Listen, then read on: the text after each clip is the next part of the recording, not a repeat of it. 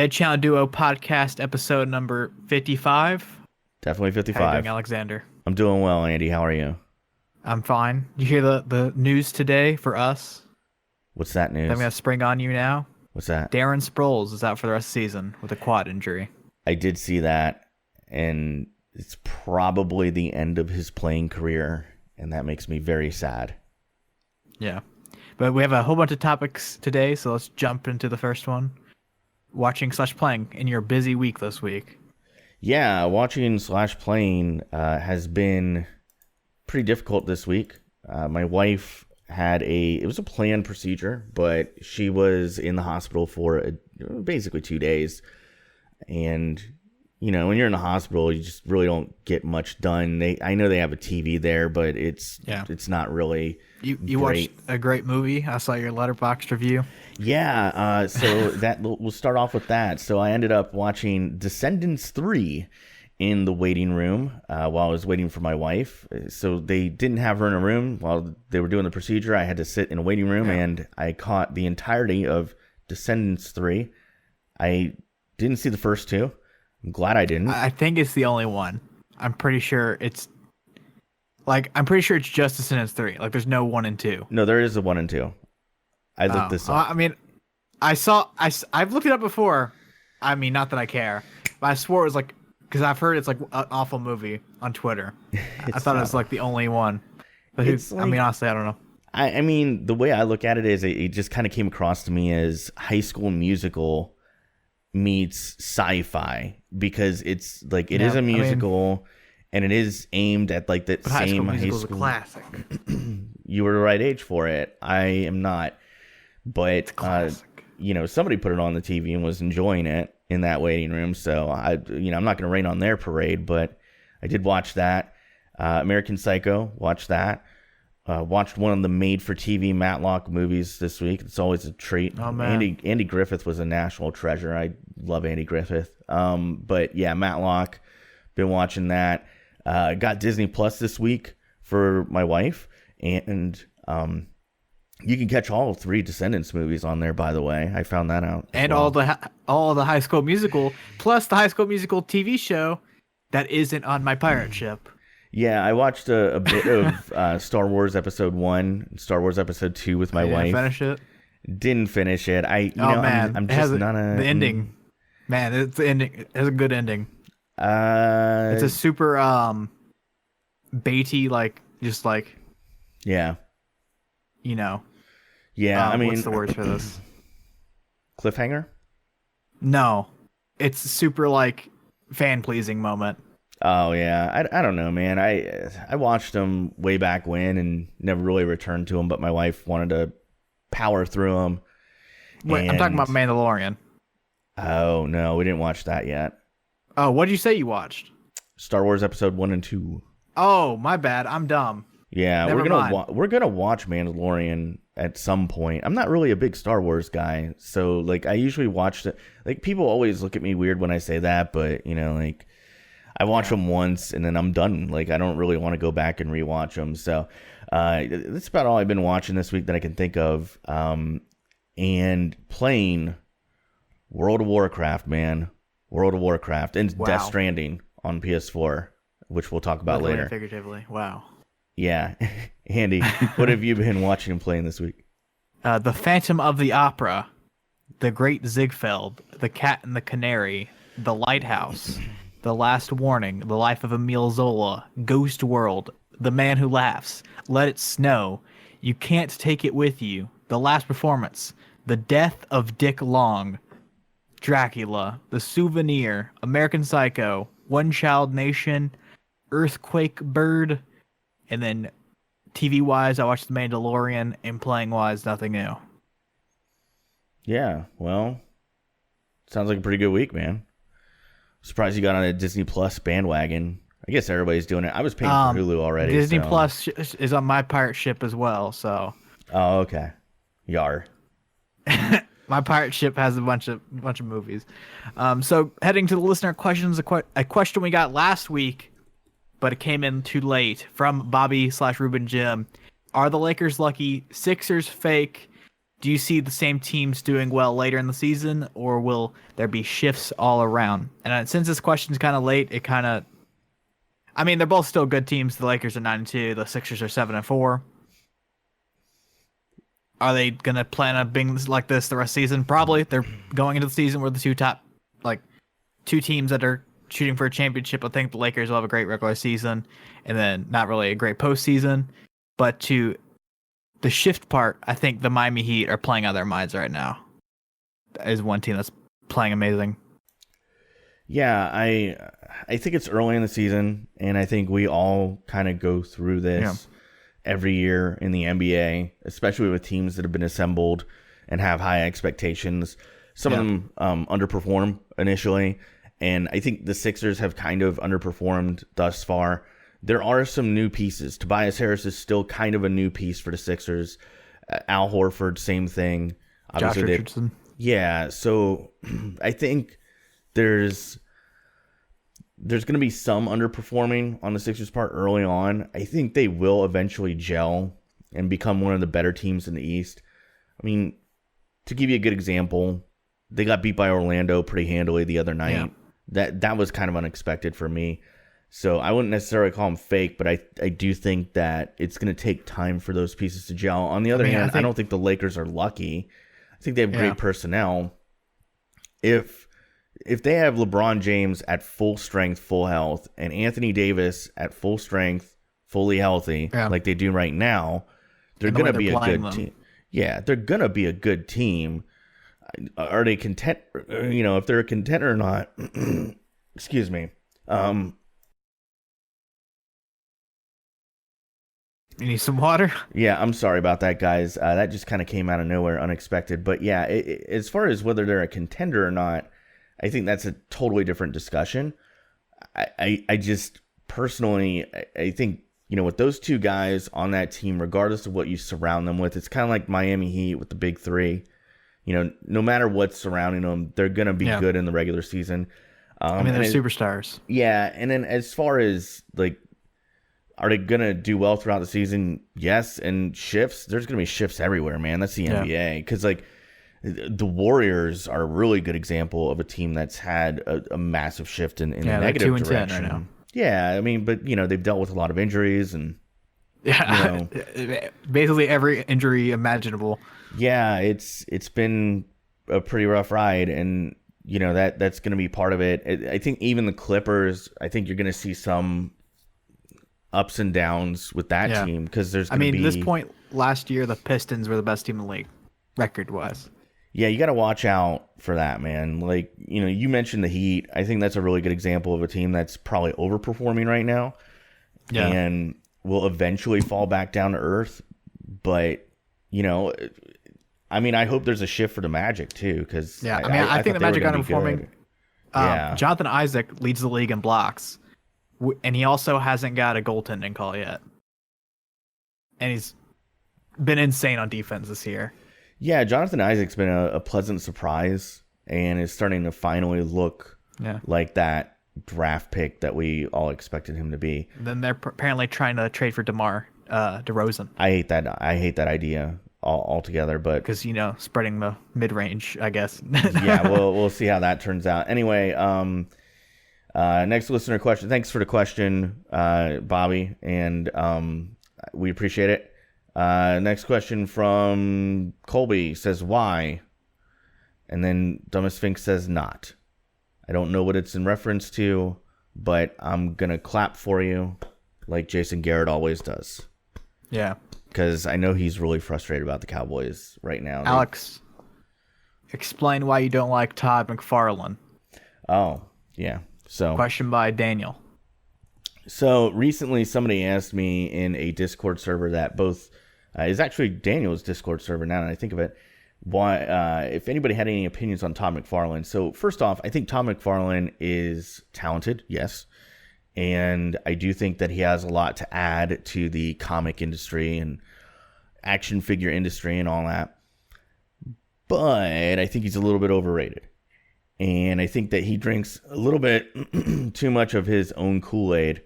And I had the unpleasant distinction of being in the same room as Todd McFarlane. And the way that whole story turned out, and this is where I said, you know what, I'm just not a Todd McFarlane fan ever because of this interaction.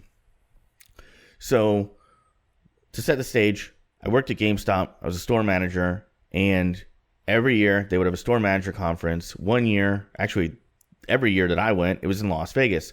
They fly us to Las Vegas. They would typically have one night where they would do like a mini convention, if that makes sense. They would bring all kinds of celebrities there, and you could queue up in a line, meet the celebrity, and they'd sign stuff for you. There was no cost for any of this.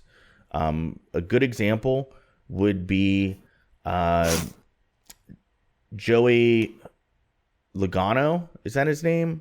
The race car driver?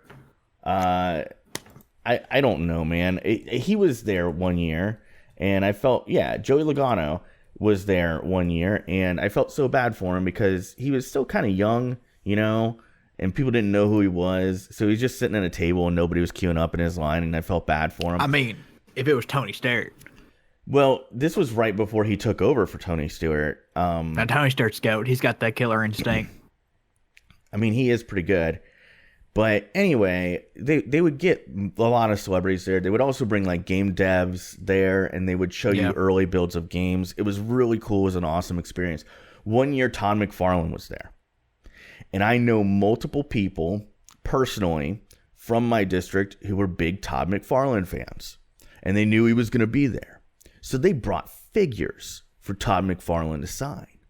They queue up in the line, and they wait for hours because everybody queued up to see Todd McFarlane. I didn't. I wasn't going to wait hours for that. I went to the convention, and then I hit the strip, and I started drinking. But one thing I did get to witness was Todd McFarlane, while I was at that convention, interacting with fans. He doesn't smile. He doesn't say thank you. He hates taking pictures with fans. You look at him, and you could tell he doesn't want to be there. And the worst part of it all, he wouldn't sign multiple items. He would only agree to sign one. I know he was paid to be there, right? Yeah. And the fact that he had these rules about, I'll sign this, but I won't sign this. I get it if I ask you to sign something that's out of the ordinary, right? If I go up to you and I go, hey, Todd McFarlane, could you sign this Spider-Man figure that has nothing to do with any of your work? And he says no, I get that. But if my friend brought Spawn figures that were branded as McFarlane figures, and he would only sign one. And I'm like, it's just obnoxious. I think he's so full of himself, and I'm just not a fan. So that's why I don't like Todd McFarlane. I hope that answers your question. Andy, do you even know who Todd McFarlane is? I don't think you would. Yeah, he makes action figures, bleep. Next question. If you were an orphan, which NFL player would be your ideal dad? This is such a weird question. I guess. I took it as a different question, because at first I was like, who would realistically be your dad? Yeah. But now that I read it now, I was going to joke and say Marquette King. But ideal dad, definitely Adrian Peterson. Sounds like a great father to have. Could I just slide into Phillip Rivers' family and be one of like 18 kids or whatever he has? Oh, Antonio Cromartie? He won't even know you're there. Yeah. Tyreek Hill. Yeah, Tyreek Hill, Adrian Peterson. Sounds like great places to be. Yeah, if I had to seriously answer this question, I would try to think of somebody who is really a giving person, someone who gives back to the community a lot. Legitimately, probably like J.J. Watt. I was thinking J.J. Watt, Deshaun Watson, Derek Brooks, Gerald McCoy, Drew Brees. Drew Brees is quite the philanthropist. You know, like, that's who I would go with. Definitely not Myles Garrett. Might hit you over the head with something. Yeah, but you'd be jacked. Yeah, you would be jacked, but I don't know, man. I'd go J.J. Watt and I could get jacked. J.J. Watt's a friggin' beast in the gym. Your Madden skin or whatever you want to call them. Your Madden model make you look like you're obese, like in Madden 13. Yeah, that's a thing that happens every year. It's so funny you mentioned that because there's so many player models every year that are kind of off. Yeah. So the new Sonic trailer came out, Alex. Yeah, man. I watched it like a billion times. So,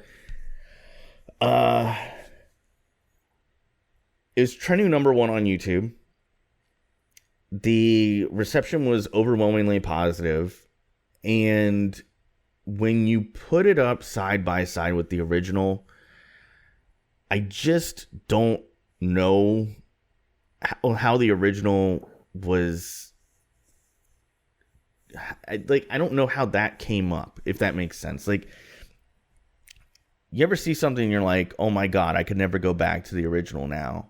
Like you say to yourself, like, yeah, I saw Justice League and I was like, man, I could not see Zack Snyder's cut. Oh boy, that's gonna hit some nerves there, man. Because I know there's a lot of people who listen to this show that are really adamant about that release the Snyder cut thing. I don't know enough about it to really have an opinion. As far as the Sonic thing, I definitely know enough to where I think I can have an educated opinion. Overall, like, I love the new look. I don't want the original anymore. I wasn't like hating the original. I wanted to give that a shot as well, and I certainly would have seen it in theaters. But when I saw this new one, I thought, wow, they did a great job. They brought in the lead artist from Sonic Mania to help them with the concept for the redesign. And I think that was a really positive move. And I think it has his fingerprints all over it. Love the second trailer. I love that they didn't have a lot of overlap in terms of, what they showed in the first trailer to the second trailer. So I got new stuff. Really excited to see it on February 14th. I think it was worth the delay. I even heard a conspiracy theory, Andy, that... Just a game theory. Yeah. This is an intriguing one to think about, and I'm usually not one for conspiracy theories when it comes to movies and stuff. You want to talk about government and aliens and stuff, I'll talk to you all day about it. But I heard this conspiracy theory that was very intriguing to me, and it was that they purposely made the design wrong on the original trailer to receive negative backlash, and then they do a redesign to reignite people's interest in the movie, and then it was all intentional. Now, that sounds crazy, but it's just crazy enough to work because, like I said, they were trending number 1 on YouTube. Last time I checked, it had over 660,000 likes on the YouTube video. And the public perception of this movie has completely shifted in the opposite direction. So it's a really intriguing conspiracy theory. I don't think the public perception wasn't the original design, but that's my opinion. Expand on that, please. I'd want to hear more. No matter what, the movie's gonna be bad. This redesign doesn't change anything. Okay. I feel like that wasn't the main complaint, and they just band-aided it and everyone forgot. And also, this movie isn't made for you. No. It's made for children to get them interested in Sonic. Yeah. I'm not expecting Scorsese level. I just think it's going to be like Woody Woodpecker 2 and be a complete garbage movie. Well, okay, so here's my expectations of it. And maybe you'll agree or disagree. Detective Pikachu. It's a good kids movie. It's not cinema. It's not classic film or anything. So my expectation of Sonic would be something along those lines. It's a good kids movie. That's the ceiling. Yeah. It's not going to be like a Hercules, a Lion King. No, I don't think anybody really has those expectations. I don't think this is going to be a classic. I just don't think your super cartoonized CGI things don't fit in the real world movies. It's going to clash a little bit. Who Framed Roger Rabbit was perfect. But like ever since that, like every attempt at putting it like a CGI cartoon like in the real world, like Woody Woodpecker is my best example because that movie is just garbage. yeah, it's gonna be difficult to make that all mesh. I think they're gonna be successful as far as making a good kids movie. Beyond that, I really don't have really high expectations I for just it. can't wait for the overwhelming release the OG cut on Twitter. I don't think there's going to be any movement for that. Yeah, I know. But the same people that I see a lot of people on Twitter like, since you got the redesign, you have to go see it now. But those same people are like, release the Snyder cut. We want the original cut. F you. It's weird. It's I dumb. don't know. I think part of it's born out of contrarian type like personalities, if that makes sense. And I'm not even trying to like, again, I'm not really educated enough on the Snyder cut thing to really have an opinion. But I mean, it'd be bad either way. Sometimes I think, and I'm just being myself. So yeah, sometimes I think people want what they can't have, if that makes sense. And I also think that people are very anti this. They're almost like pro-anti, to use that community joke. Like they just want to take the opposite side of a discussion for the sake of saying, well, I'm different or whatever. And I think some of the, and I'm just, this is a very cumulative statement, not about any specific thing or movie, but I think sometimes people really get wrapped up in that. I think it's a personality thing, you know, like some people really like rooting for the underdog or, you know, asking for something that, you know, is a little bit different than the norm. Yeah. I mean, I just, I don't know. I think overall the idea here is make a good kids movie and give the Sonic fans something that they'll enjoy. Because I do think it's somewhat aimed at me as a fan of Sonic. You know, they think, well, here's your fan service. So hopefully it's like that. Really looking forward to Jim Carrey's performance as Robotnik, Eggman, whatever you want to call him. Yeah. Anyway. Speaking of little bit strange and not norm, Death Stranding came out. Yeah, man. Yeah, it was great. I didn't play it. How's your thoughts on it? Or how's your thoughts? What is your thoughts on it? So it's weird, and it's definitely outside the box, as you mentioned, and it's very Kojima. I'm working on a playthrough for my channel, and really enjoying it. So first off, I think everybody should support games like this.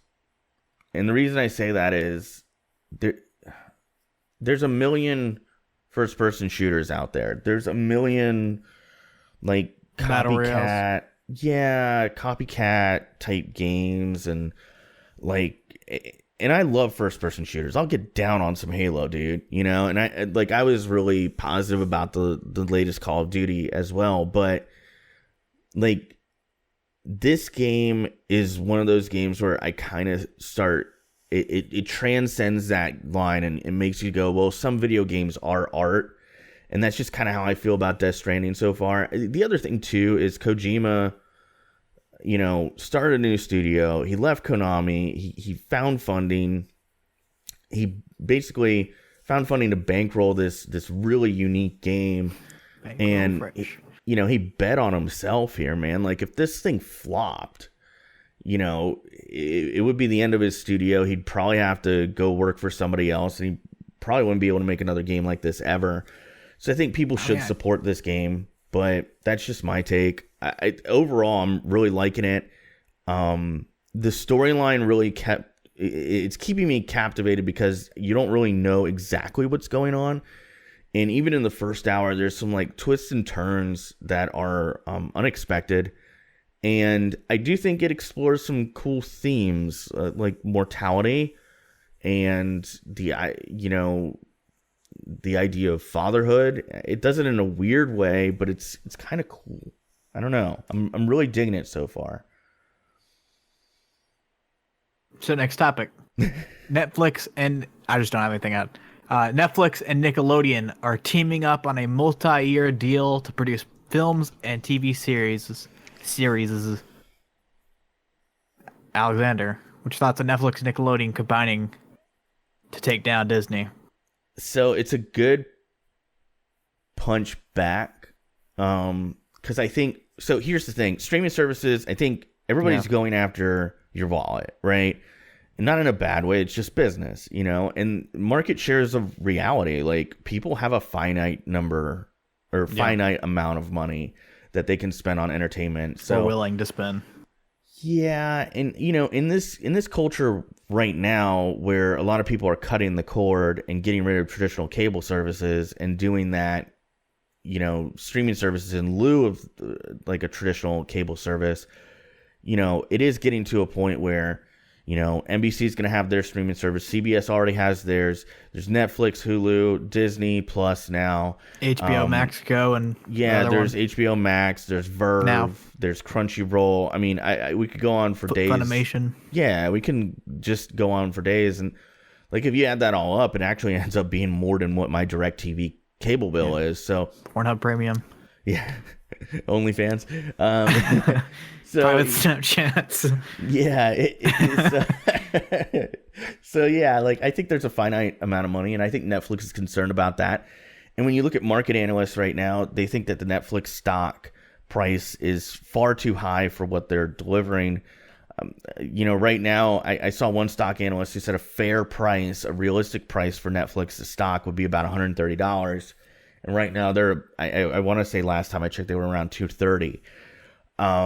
They did take a hit recently because people are worried that Disney Plus is going to eat away at their market share. I don't think that that's really going to happen.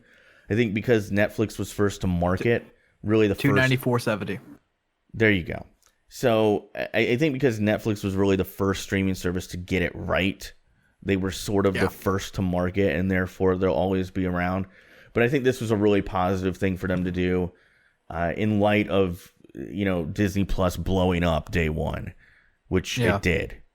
Disney stock price, by the way, jumped up 10 points the day Disney Plus came out. So, Andy, what are your thoughts on it? That's great. Really? I think, it's like the age-old, like, Disney versus Nickelodeon. Disney Channel versus Nickelodeon. Yeah. And it's, like, funny, like, Netflix versus Disney Plus, and it's always been Disney Channel versus Nickelodeon. The combined forces. I was definitely a Nickelodeon kid, because when I was a kid, I watched it all. We had basic cable when I was a kid, like nothing fancy, and we couldn't get Disney Channel. You had to pay extra for it. You had to get like some premium package. So I was Disney Channel, Nick, and Cartoon Network. If I had to put like my main one, I guess Nick at Night, because I was on every night, no matter what. Yeah, I mean Nickelodeon was pretty much on in our house all the time, along with MTV, which is owned by the same company, Viacom. Was that back when it was just music? No, I mean, when I was a kid, and I'm talking early 90s here, guys, so, bear with me on that. Yeah. MTV was like mostly music, but they did have like the MTV Oddities, which were like animated series. Yeah, they was that pre-Jack? Beavis and Butthead. Bleep. Pre what? Jack Bleep. Way before that, dude. Yeah, that was like early. That started. Yeah, that was like early 2000s, if I remember correctly. Yeah. Late 90s, early 2000s. I'm talking early 90s. Like Beavis and Butthead was new on the air. I would stay up late, and my mom would let me watch it. So next topic here, X 2019, which I'm not really knowledgeable about, but I got all the news for you. There's 50 new games going to xCloud, including Madden 20. Yeah, I did see that. I tried to sign up for xCloud, but I quickly found out that there's no iOS support. So I was disappointed about that. All right, that seems dumb. Yeah. Completely blowing out Stadia's launch. I think they have like 8 launch titles in Stadia, and it's pretty garbage. 50 new games added to Game Pass. Didn't really look into that. Rare's new game Everwild. Tell Me Why, a new game from the Life is Strange studio.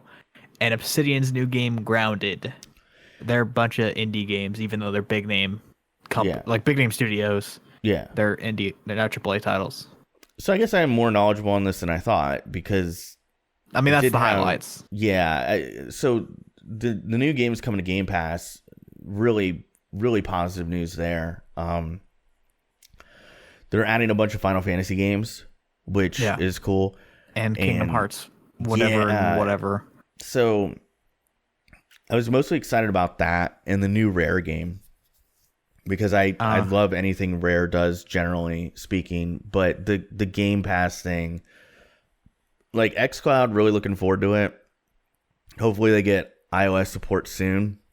I don't know why that, like, I don't know the numbers, but I feel like iOS is the biggest market, I would assume. It's definitely the biggest market in the US. It's about 50-50 last time I checked, Android to iOS. But I feel like you're missing a huge chunk of the market if you don't have it on still, iOS. Even if it's 50-50, that's still, like, Yeah, and like overall, like, I think we're starting to see a shift, and I know I've talked about it before, but like Game Pass is just going to keep getting bigger and bigger and bigger, and it's a bigger part of Microsoft's initiative. And I'm really happy to see Kingdom Hearts finally release on Xbox, the originals, or the remakes of the originals, whatever you want to call them, because my wife wanted to play them, so now she'll get that chance.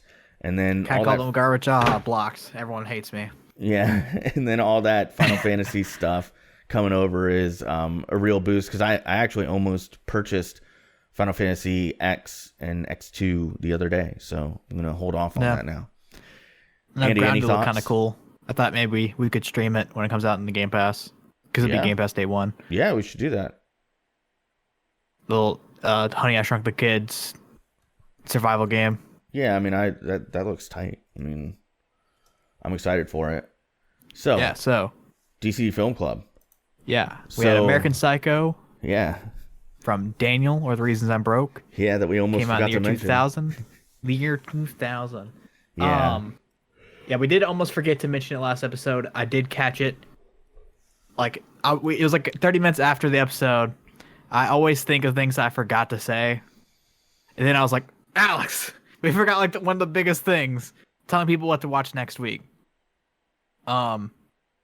This one actually, it got under my next pick, and my next pick was going to be the first female-directed movie we've ever done, which this is our first female-directed movie. Okay, a little fun fact. So my movie isn't going to be female-directed. Spoiler. So yeah, American Psycho. What'd you think of it, Alex? Because I know you have some opinions on the movie. This is going to be one of the film clubs where I probably don't have too many opinions, honestly. So I have never seen this movie all the way through before watching it last night. And I very quickly remembered why I don't really care for this movie too much. I understand that what they're going for is painting a picture about toxic chauvinism, toxic levels of narcissism, perfectionism. Yeah, and like I don't do well with stuff like that, because I think those are all huge character flaws. Huge. Yeah. And I said it last week, and I'll say it again. The best villain is one that you can relate to on some level. Not necessarily with their course of action or the extremes that they go to, but some that maybe you empathize with on some level, or it's a character that, okay, it's really flawed, but there's something common there. And I just can't relate at all to the character, Christian Bale's character. Yeah, I cannot relate at all to Patrick Bateman. Now, the people I know that have over the years really liked this character do have things that they can relate to. And I think that's really where it kind of falls flat for me. And that's why I'm not really a huge fan of this movie. That being said, cinematography is great. It's definitely a dark comedy, and it's successful on that front. There's definitely some moments that are humorous. The soundtrack is just amazing. I mean, as someone who likes 80s music, it's very heavily, sparse through the movie. It's a lot of 80s music, and I like that. Phil Collins and Huey Lewis in the News and all that. Lots of intrigue throughout. I have a hard time relating to it. Just because of my own personality and just the way I am. And, spoiler alert, please, pause it. But I hate the ending. I really do. I mean, that's another reason why I really just don't like it. There's no sense of justice for any of this stuff. And after a while, it just kind of becomes this. There's a turning point in this movie where I feel like it jumps the shark, to use that old term, when he's chasing the girl down the hallway naked with a chainsaw. Yeah. I just bust out laughing, and it gets me every time. And like I said, I've never watched it all the way through, but I've seen that several times. It gets me every time. I just bust out laughing. I'm like, okay, so there's no seriousness left in this movie. I mean, it's supposed to be dark comedy. Yeah, and I just it's good. It's a good. I don't like it, but it's good. So, and the acting performances are amazing. Like, Christian Bale kills it. Willem Dafoe's amazing. Willem Dafoe's always amazing. Yeah, it's Willem Dafoe, yeah. Yeah, and, Jared Leto's good in it. I don't know why I just don't like Jared Leto as an actor. He's a massive douche. I don't know. I just never like his characters. Yeah. Like Blade Runner, Fight Club, Suicide Squad. I'm not Jared Leto's biggest fan. I do think that he has a lot to contribute, and I think he's massively talented as both a musician and an actor. But when I see him, I'm like, my goodness, he's such a douche. I don't know. I just don't like him for me. And I say that as someone who liked his band 30 Seconds to Mars, but just look up some stories on Jared Leto, and you'll see how hard he is to work with. Yeah.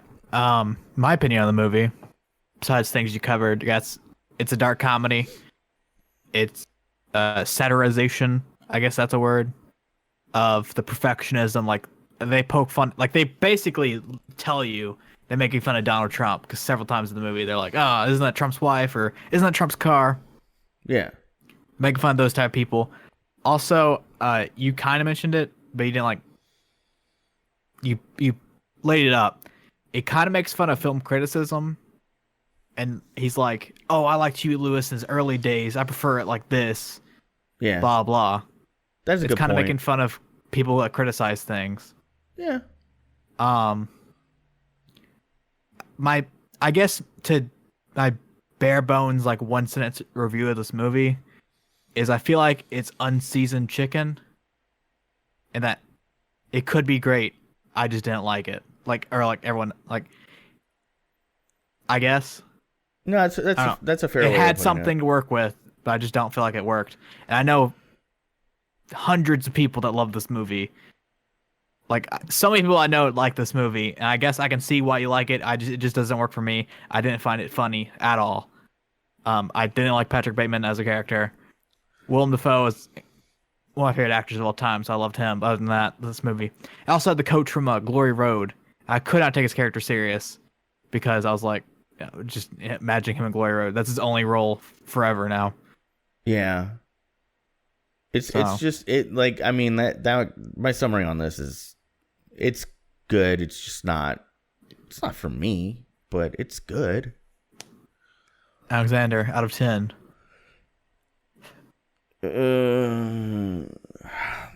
Please keep in mind what I just said earlier. I give it a 6 out of 10. I think people should watch it. I think it's good. I think it's successful. Like I said, it's not something I would rewatch. Yeah. And the classic, I go one under you every time. 5 out of 10.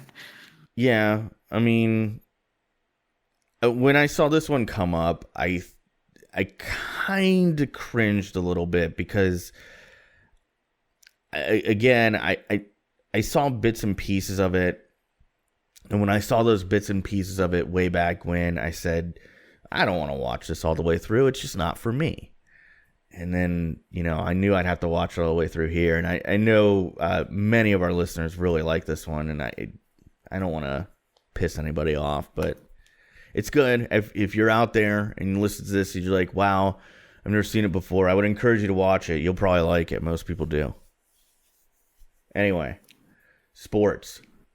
No. Oh, wait. We almost did it again. We almost did it again. No, I didn't do it. You almost did it. Okay. Fair enough. Ask the question. Andy, it's your pick for next week. What are we covering in DCD 56? So I don't have to do like a little clip like I did last week. Yeah. This is a movie I've been wanting to do for a long time. It's one of my favorite movies of all time. It's currently, I think, number 9 on my top 50. It's a fantastic movie that critically was hated when it came out. It has a 49% in Rotten Tomatoes, a 41% on Metacritic. It was hated when it came out. That's Terry Gilliam's Fear and Loathing in Las Vegas. Okay. It is on Netflix and all your streaming services for $3.99. Well, it's a fantastic movie in my opinion. I've never seen it before, so I'm kind of looking forward to it. I've heard a lot of good things though. So yeah. I mean, I've talked about it before. So there we go. Covering that in 56. Anyway, now moving on to sports. Astros got caught this week cheating, stealing signals. I think, just to frame it up here, and Andy, you correct me if I'm wrong on any of this. Somebody from their 2017 World Series winning team, who now plays for the Oakland A's, came out and basically laid out exactly how they steal signs. And there's also multiple other players, like Danny Farquhar. There's 4 players, and then Mike Fires. Yeah, and then I think it's Mike Fires. There were people who found clips and games, and they're all over the place. They keep on popping up, and they corroborate these stories. Yeah, it was happening in the World Series against Clayton Kershaw. Dude, there's one clip where they were playing the White Sox. Yeah, it's Danny Farquhar. Yeah, and they're stealing his signs, and I think it was the 3rd or 4th time he stepped off the mound. Yeah, and he told the catcher, let's do it as if there's someone on second. Because stealing signs is approved in baseball. It's if you use electronics to do it, it's against the rules. Well, yeah, it is. And I mean, this is something that happens a lot more than you would think. They're not the only team doing it. The Blue Jays famously had a guy who, I don't know if he was a fan or if he was a team employee or whatever, but for years when there was a fastball sign called, he used to signal to the player on the plate, and it was a man in a white hat. And there was this conspiracy theory. God, I'm talking about conspiracy theories constantly. That's why Joey Bats, Jose Batista, had so many home runs all those years in Toronto, because if you look, most of his home runs came at home, and it was because he knew when those fastballs. He follows me on Twitter. He's thrown. Great. He never cheated, never did anything. Joey Bats, not biased. Yeah, he follows me on Twitter. Yeah, I like Joey Bats, but I mean, there's a lot of evidence to corroborate that theory. This is so egregious to me, and I think that it's something that the MLB really needs to look into and figure out how they can police it. And stealing signs, as you said, is nothing new, especially when you have a guy on second, or maybe certain players have tells. We've all seen that pitcher that kind of has a tell. But poor Yu Darvish. I mean, he went through some stuff because of his performance against the Astros, and in retrospect now it looks like maybe he was the victim of some. Yeah, that's why Fires came out. He was for people the young kids that maybe this is their only shot at getting a spot on the team, and then the Astros cheat and unjustly do damage against them. Yeah, and this might be an unpopular take, but I think overall the Houston Astros as an organization is a very poorly run organization. Yeah, they had from an ethical standpoint. A manager. I can't think of his position. He got fired for sexual harassment like a month ago. He was an assistant GM, I believe, and then they got called out for cheating remarks. because there's whistling from the bench during the Yankees series. And Yeah. then the Nationals in the World Series, they said, yeah, we changed our signs basically game by game so they couldn't see our signs. Look up some of the other stuff that's happened in the past, guys. I would encourage you to. The Houston Astros are very poorly run from an ethical standpoint. I realize they get wins and all that, but they do some underhanded stuff. Even with their front office, there's a lot of shady stuff going on there. Alex Cora and Carlos Beltran are getting looked into. The manager of the Red Sox and Mets, for people that don't know. Yeah, I think the MLB really needs to work to keep the game clean. The worst thing that can happen to baseball, and I realize it's a sport that's somewhat in decline, probably not to the level that some of the alarmists would say, but the worst thing that can happen to baseball is like another steroid type scandal that like really ruins the game for people. Because it was there's very the baseball scandal. It's not really a scandal because no one cares. What's that? Juice balls. But then I don't like the whole thing about the juice balls. I don't understand is they took away the juice balls in the postseason. Wouldn't you want the home runs the most when there's the most people watching? I don't know, Andy. I think the juice balls thing is just a bad idea, but I mean, I'm sure it's more entertaining. Yeah, I suppose, but you're doing it at the detriment of pitchers. Dig the long ball.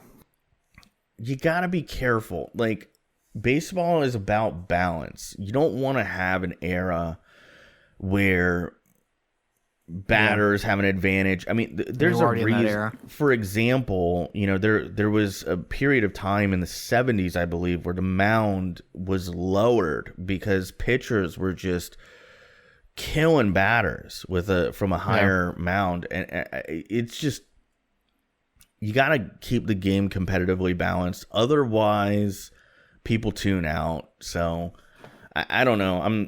There's a lot of stuff going on there, and it's the only sport that has these nuances. That's the other thing. Like, are you saying sign stealing? Well, stuff like that. Juiced balls. I mean, there was the doctor balls. Example would be like the dead ball era in basketball would be like the only comparison. Yeah. I mean, like baseball has so many weird things that are so unique to baseball. It's very hard to police it. So like sign stealing, juiced balls, cork bats, steroids. It's a traditional like HGH. No one wants it to change. Every ballpark's different. Different measurements at each ballpark. The Rockies have this tiny stadium that's like way up in the mountains, so balls travel further. Yeah, but I mean, it's still balanced though, because like their pitcher's gonna suffer from it. Like the Rockies' best pitcher ever is Ubaldo Jimenez. Yeah, I mean, I'm just saying, like it's a weird sport. It's a weird sport. There's just so much nuance to it. Fantastic sport. I love baseball. I think it's America's pastime, and I think that I just hope that they can market a little bit better to younger fans, because the old fans are becoming more frequent, and that's kind of dangerous. I don't know. Anyway, moving on to our next topic here. This happened last night, Thursday Night Football. Yeah. Myles Garrett, it was like less than 20 seconds left in the game. Yeah, the game's over. Yeah, the game is definitely over. Just to frame it up really quick. Yeah, I'm sure everybody's seen it. Mason Rudolph apparently tugged on Myles Garrett's face mask as he was being sacked, and Myles Garrett retaliated by ripping Mason Rudolph's helmet off and hitting him over the head with it. Yeah. It's straight out of Blitz the League. I've never seen anything like this It's happened before. I forgot who did it, but the D lineman went up against the offensive lineman and just ripped it off and uppercut him with it. Yeah, I've seen some pretty egregious things in football. I remember there was a player, I can't think of his name at the moment. He was with the Patriots for a really long time, and he got traded to the Raiders, and he was a D-line player, and he was pretty good. I think it was Richard Seymour. And I remember he got ticked off with Ben Roethlisberger for some reason, and basically threw an uppercut right under his right under the face mask. So like he hit him right there and like dropped Roethlisberger. I mean, he didn't even see it coming, and they immediately ejected him, and he faced a big. So I mean, I've seen some pretty bad stuff, but I don't think I've ever seen anything this bad. Then two Steelers jump on him, start throwing punches. Yeah, Mike Pouncey kicked him. Yeah. It was like, ooh, man, some WWE type stuff right there. I mean, it's bad for the sport. I think the league, Myles Garrett got suspended for the rest of the season. I think this should be accounted for. I think it was the year 2000 in hockey, where they just let the court decide. It's a guy named McSorley hit a player in the face with a stick, and he served 18 months in prison. And I think Myles Garrett should get his day in court, because this is it's clearly assault. I couldn't agree more. And then on top of that, the league, I mean, they should keep their suspension. But nothing's going to happen, because nothing happens when Tyreek Hill beats his wife or whatever. Nothing happens. They don't listen to the rules the society has. Yeah. I know my thoughts are probably a little bit on the extreme side on this, but I just don't think there's any room for this in sports. I just don't. It's bad for the league. It's a really fine line, and I stand by what I tweeted last night, and I'm paraphrasing, but if the NFLPA and the NFL care about safety for players as much as they claim to, Myles Garrett should never be on an NFL field ever again. He's done too much. He makes Ndamukong Suh look like a saint. That's saying a lot. And if you think this is the only offense, this season he punched, I forgot who he punched, it was a Tennessee Titans player. He ended Trevor Siemian's season with a dirty hit, and now this. Yeah, and so I had somebody come back at me on Twitter, and I ended up just blocking him I had to. I can't do it. I can't. First off, he said he hates all Steelers fans. So by that, you're saying you hate my wife. So, like, blocked, buddy. The other factor is to say it's okay. Because, again, I'm paraphrasing, but he said, well, I hate the Steelers, so it's okay. Browns on top. And I'm like, that's such a childish way to look at this. Like, Mason Rudolph is a human being, okay? And regardless of what jersey he puts on, what we witnessed was assault.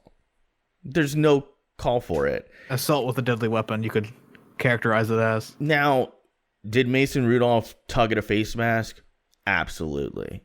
Happens every Sunday.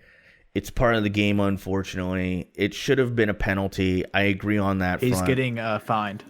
But, you know, to me, it's like, if I shove you, right, in public, and then you pull out a gun and shoot me in the head, it's massive overreaction, right? To a shove? Come on.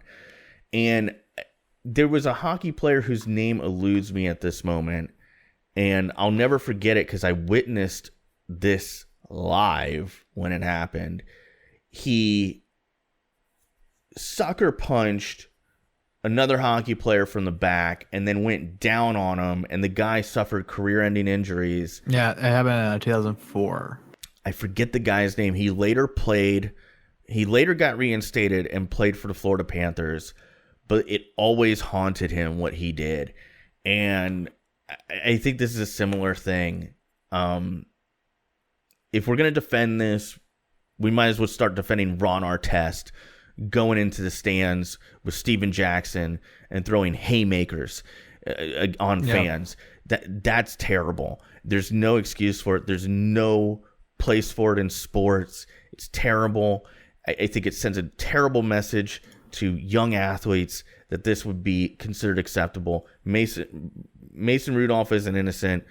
Pouncey isn't innocent, but they're defending their quarterback and their teammate. I want to give a massive amount of respect, though, to the fellow Browns that got interviewed last night after the game. Baker Mayfield, Odell Beckham, Jarvis Landry all came out and said there's no place for it. That's not right. It's bigger than football. Good for them. And Mike Tomlin, I totally get why he didn't want to comment on it. There's nothing he can say that's going to help. There's nothing good he can say. Yeah, there's nothing good to talk about with that. So, like Aunt Doris used to say. What? If you ain't got nothing good to say, don't say it. Yeah. Yeah, absolutely. And this also happened on a primetime game. I think that should be stated. That affects the league. There's 16.1 million people watching. Yeah. Just no place for it, man. Yeah. So I it'll be interesting to see how it plays out. I hope that the indefinite suspension lasts for a very long time.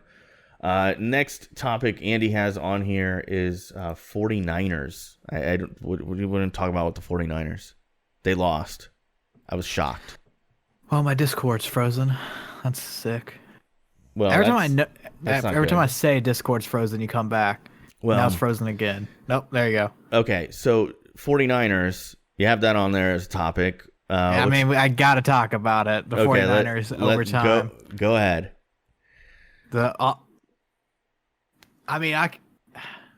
There's no excuse. We obviously lost the game.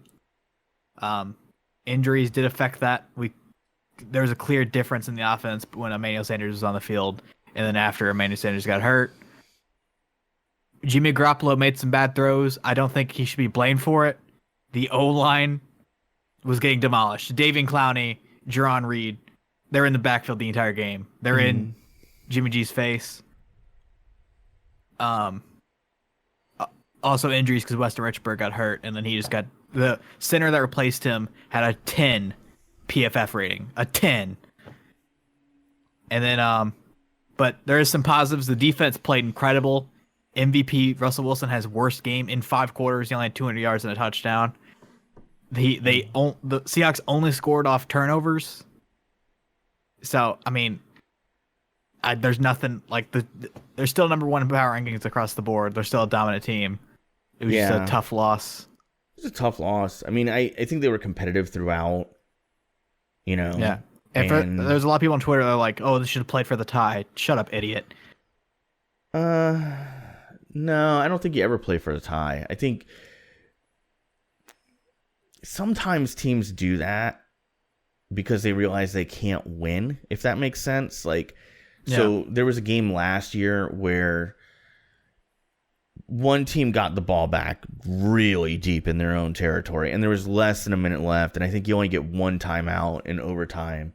2. And they basically realized if we try to go with, I forget the team, but they didn't really have a great quarterback situation. And they're like, well, if we try to march 90 yards down the field with 1 minute left, we'll probably throw an interception and lose. So they did play for the tie. I mean, it's different if you're a middle of the road team trying to make the playoffs. The tie would help out versus the 49ers trying to get a first round bye and stay the number 1 team. To me, I think the 49ers defense did everything they could to set them up, and how quickly we forget, especially the people on Twitter that had that field goal kicker, who I forget his name at the moment, McLaughlin. He shanked that kick in OT, man. That was but the fourth quarter kick, no one expected him to hit up dead set in the middle. I feel like it would there's no way you shank it that bad without it being something like the snap was bad.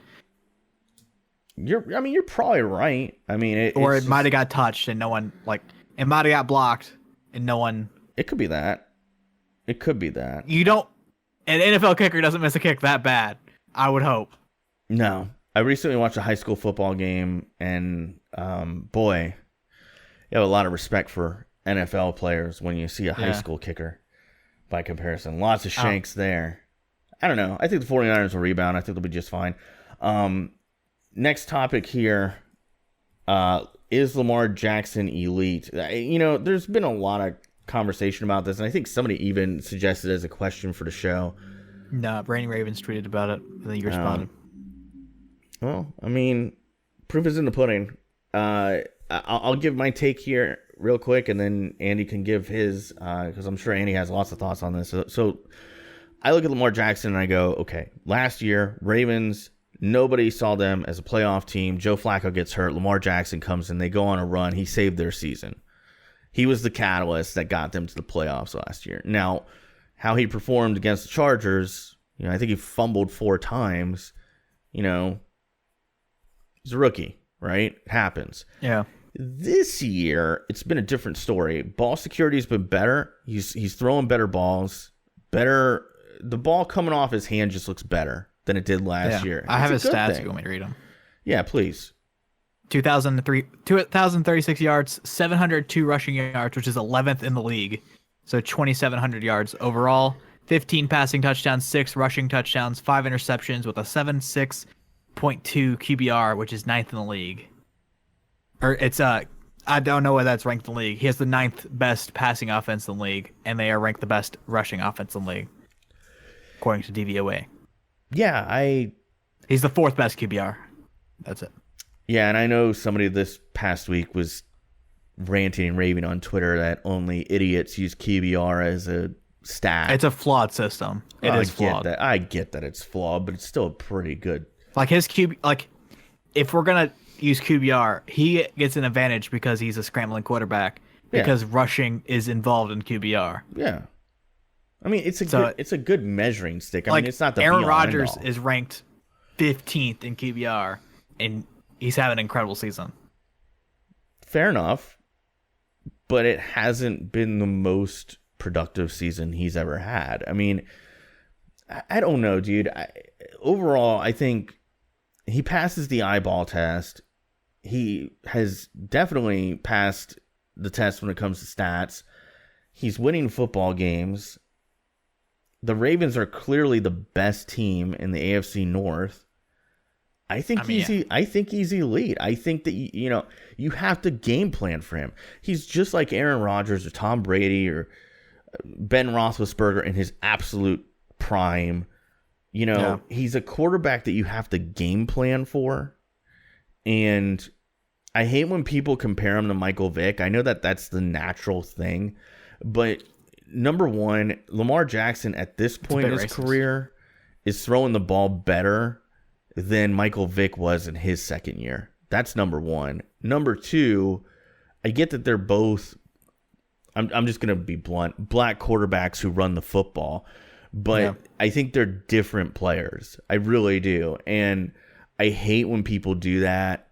I also hate when people are surprised when a black quarterback isn't fast, like Jameis Winston, or Shot Watson. I heard somebody recently, refer to Dwayne Haskins as the next Warren Moon, and I'm like, what similarities do they have other than they're black and they don't run? Like, why would you say that? I'm 12 years old. I've only seen Warren Moon. Yeah. So, Warren Moon was a friggin' Hall of Famer. Let's be real. He's an amazing quarterback. So, I think Lamar Jackson's elite. He's one of the best quarterbacks in the league right now.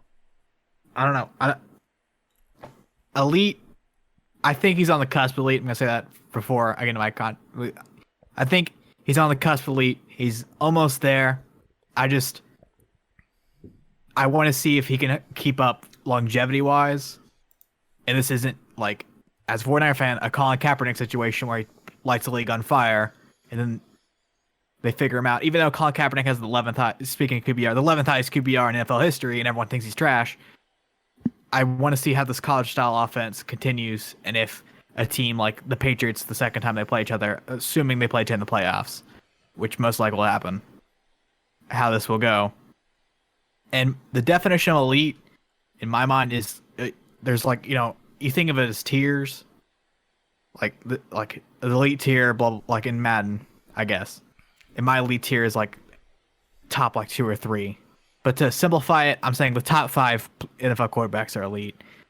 And I went through, my personal opinion, I have him ranked as the 7th best quarterback this year. So okay. I have Patrick Mahomes at number 1, Russell Wilson number 2, Dak Prescott, I'm going to regret saying that, at number 3, Aaron Rodgers, Matthew Stafford, Deshaun Watson, then Lamar Jackson. Well, I don't see him. Even with the rushing aspect added on, I don't see him. Like, that's where he's at right now. Yeah. In my mind. Yeah. He's on the cusp of elite. And then behind him is Kirk Cousins, Derek Carr, and Brady. Well, yeah. That being said, and that's a fair point, man. I mean, you bring up solid points, and I think that's probably the most intelligent Lamar Jackson discussion I've coming ever from a guy heard. That I was pro Lamar Jackson. I'm pretty sure even on this podcast, when he's coming out of college, I was super pro Lamar Jackson. I thought he was gonna be great. Yeah. Now I just think like the tilt of everyone hating on him just like over tilted the other way, and everyone's in love with him now. To a point, there's still a lot of detractors out there. I've seen people flip on him that refuse to admit that they were wrong. I think that's annoying. Usually those people are the same ones who are still championing Baker Mayfield as the best quarterback from that QB class, which I think at this point we can bury that one. I mean, I'll be honest, I thought Baker was going to be the best. And it looked like last year he was, but I had Lamar too, so I'm still a winner overall. Overall, like, my thoughts on Lamar Jackson coming out of college was his mechanics were a little bit when it came to passing. His footwork was a little bit sometimes his throws would sail a little bit more than you would like them to. Got a cannon for an arm, but I always felt like he had the lowest floor of any quarterback, but he also had the highest ceiling, if that makes sense. So he was more likely to be a bust, sure, but the potential, the ceiling for this guy, it's just unbelievable. It's potential soaring, flying. There's no star in heaven that he can't reach. There you go. Anyway, move on back to NFL week 11 picks. Yeah, you're close, I guess. Not really. Not even remotely close. Pittsburgh Steelers versus the Cleveland Browns played. Yeah. We actually, this is the first time since like the early days of the podcast that Thursday results were in before recording. I had the Browns. Alexander had the Steelers, so I pick up a win there. Last week we had awful weeks. Yeah, I finished 4-9, and you finished 4-9. Yeah, it was pretty bad. Yeah, upset city everywhere. So this week, starting off with the first game, we have the Atlanta Falcons, the 2-7 Atlanta Falcons going to Carolina, and I have the Carolina Panthers. I'm taking Panthers. Then we have the Buffalo Bills at the 2-7 Miami Dolphins, and I'm gonna go with the Buffalo Bills. I'm going with the Miami Dolphins. All right, we have the 5-4 Dallas Cowboys up against the 3-5-1 Detroit Lions, and I'm gonna go with them boys. I'm going with them too. They gotta win this game. Yeah. This is a crucial game for them. Every game for the rest of the year for the Cowboys is a crucial game. We have the 3-6 Denver Broncos at the 7-3 Minnesota Vikings. I just don't see the Vikings losing at home, especially against Denver. Yeah, I got Vikings here as well. The 4-5 Jacksonville Jaguars at the 5-4 Indianapolis Colts. Jacoby Brissett is confirmed to play in this game versus Nick Foles. And until Gardner Minshew's back, I don't believe in the Jaguars. I'm going Jaguars here, man. I like Jaguars with Foles. Then we have I think it's like a 50-point over-under, the New Orleans Saints at the Tampa Bay Buccaneers. And I'm going with the underdog. Going with the Bucks. This is going to be like a 40-37 game. Every time this happens where everyone's like, this game's going to be super high scoring, the game finishes like 14-7. But I'm going with the Bucks. Well, one side's going to eat real well because Buccaneers secondary is really banged up. They released Vernon Hargreaves this week. He was their best corner by most people's accounts. I think they're going to get roasted. I hate to see it because I'm a Bucs fan, but I'm going Saints. You lag the entire time. But notable, Marshawn Lattimore's not playing this game. So Mike Evans is going to have himself a day. Yeah, well, no Vernon Hargreaves. Secondary, it's going to be a shootout. Yeah, it's going to be crazy. We have the New York Jets at the Washington Redskins, the snooze fest of the century. And Sam Darnold, I guess, I don't know, really. Sam Darnold versus Dwayne Haskins. I'm going to go with Sam Darnold.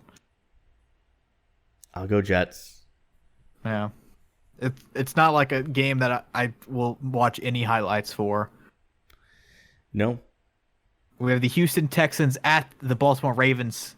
Speaking of the Ravens and the Texans earlier, Lamar Jackson, I mean. And I'm going to go with the Houston Texans. I'm going to go Baltimore. We have the Arizona Cardinals up against the banged-up San Francisco 49ers, the 11-point favorite. 49ers, number 2 team in DVOA, number 1 in power rankings. Going with my Niners. Yeah, I think they bounce back, so I'm going San Fran. We have the Cincinnati Bengals at the Oakland Raiders. Will the Bengals ever win a game? Probably not. Not this week. Raiders. Going with Raiders. We have the New England Patriots, the 2017, I think, or 2018 Super Bowl rematch. Patriots at Philadelphia. Going with the Pats. Yeah, I'm actually shocked with the line on this one. They're only 3.5-point favorites. I think that's kind of low. I mean, because, I don't know. I'm going Patriots anyway. I think they'll cover that spread too. The Chicago Bears going against the LA Rams. I'm going to go with the Bears. Both underperforming teams this year. I'm going to go Rams. Then we have the Kansas City Chiefs at the Los Angeles Chargers. And Patrick Mahomes is just too good to go against.